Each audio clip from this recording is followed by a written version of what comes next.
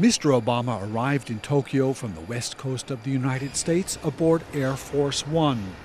In a sense, this trip has been in the works since 2011, when Mr. Obama first began speaking of the need for America to stop focusing only on the Middle East and make a strategic pivot to Asia. We became increasingly bogged down in two protracted ground wars in Iraq and Afghanistan. The benefits of those wars looked less and less as the years went by, and the threat of terrorism looked more and more complex than those wars implied. So I think President Obama, from 2009 on, said we need a shift, we need a pivot, we need a rebalance toward the opportunities. And most of those opportunities that can be joined now are in Asia Pacific. In Tokyo, the U.S. president will urge Japanese leaders to end tensions with South Korea over interpretations of Japanese aggression during the Second World War. He will also hope to put the finishing touches on the Trans-Pacific Partnership, a huge free trade agreement stretching around the Pacific Rim.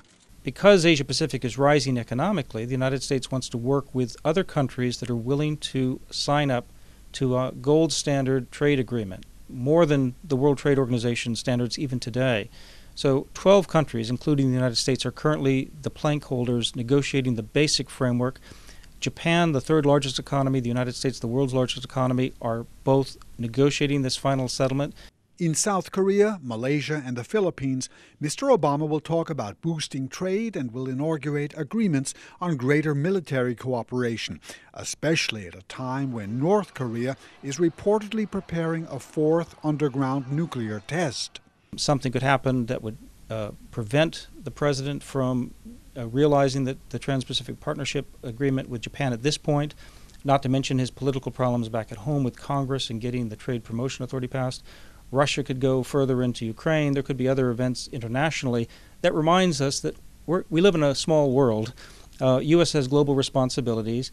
Asia-Pacific rebalancing is not to try to slight the other regions. It's to capitalize on the opportunities in this dynamic Indo-Pacific region. Many analysts say it would be wrong to see this trip as a sign that America is turning its back on the Middle East.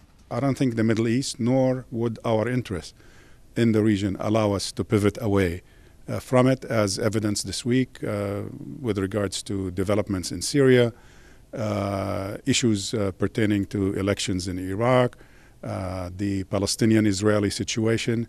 Every time we try to tell the people in the region, you better get your act together or we're leaving, I think hard events teach us that we can't do that. It won't be all easy going for Mr. Obama. Even as Washington strengthens military cooperation with its allies in the region, it wants to avoid antagonizing the region's biggest player, China. After a decade of distractions from the war on terror and the wars in Afghanistan and Iraq, Washington now feels it has the luxury to develop its relations with the Asia-Pacific region. Mr. Obama in particular is interested in promoting trade and security cooperation, especially in light of what America and its allies see as a strong threat from a belligerent and nuclear-armed North Korea. Burton Bolag, KSA2, Washington.